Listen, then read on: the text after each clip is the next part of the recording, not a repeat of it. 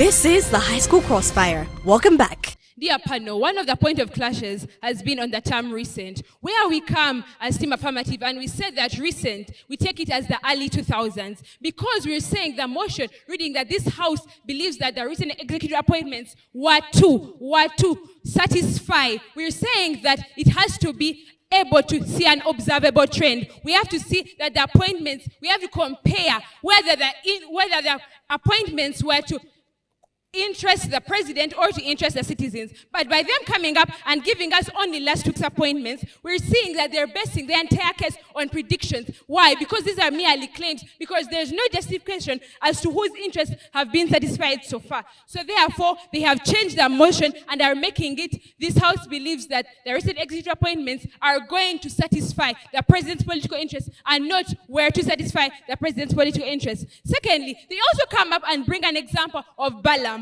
where they're saying that Balaam has been made because there's a lot of youth representation by him, so he's going to influence the youth to actually join. However, we do notice that Balaam does have a lot of representation among the youth, but the president has put Balaam, why? To satisfy his interests, because he knows he can actually get the youth to put him back into power. He's not thinking of the youth representation coming, but he's actually thinking of enabling them to put him into power. Now, we also gave them the point of political loyalty, but they have not rebutted that point. They have come here and they have talked about Salem Saleh, about how we have to notice that Salem Saleh is actually still corrupt, and he's actually still an executive appointment. He still holds a post on the executive appointments. But also, furthermore, we came and my second speaker actually talked about other points rejected. My second speaker also came and talked about how political standing. We realize the president's executive appointments of all the past have not actually been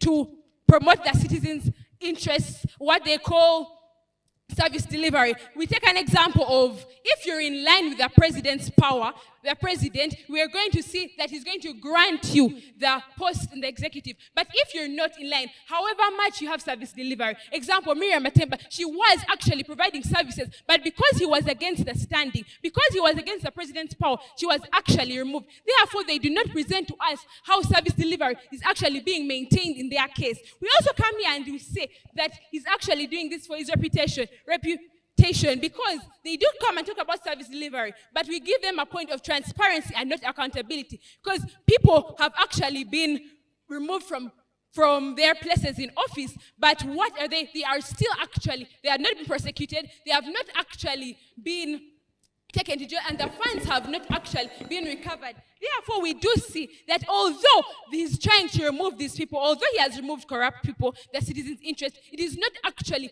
accountable, because these people are still living among us. These people have not actually benefited the citizens, because we are still seeing the problem of the funds not being recovered, and therefore he's actually doing this for his political reputation and not to appease the citizens. We're actually seeing that our case still remains standing. They also come here and talk about how the incompetence of the previous leaders, and we have seen them removed. But yes, we are reminded that they are removed. They have been removed. Some of them have been removed. But the fact still remains that as our team presents, these people have been removed, but because of their, let's say, corruption case scandals,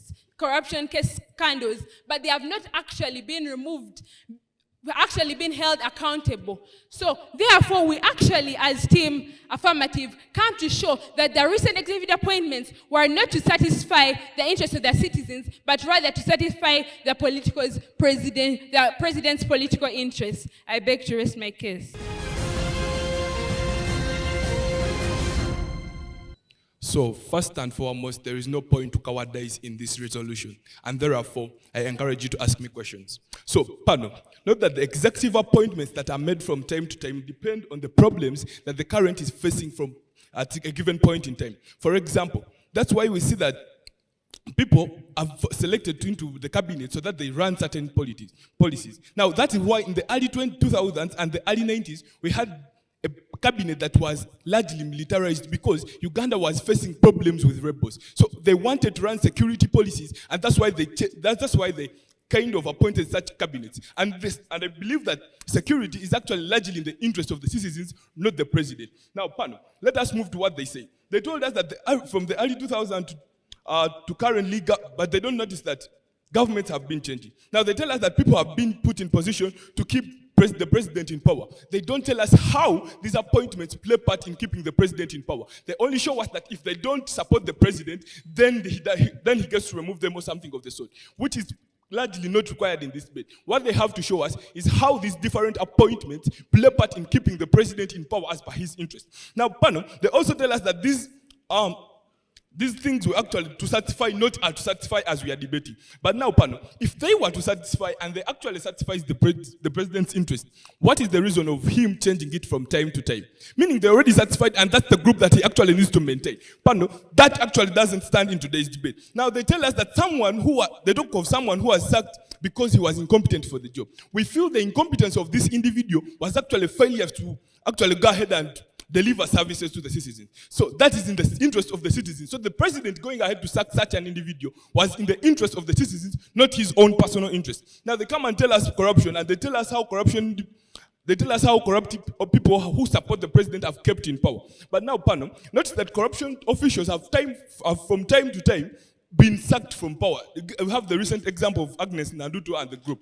Now, Pano, in today's resolution, notice that the president's interest is largely power consolidation as they claim, POI. and they actually granted. Are you aware that Agnes Nandutu is currently still a member of parliament?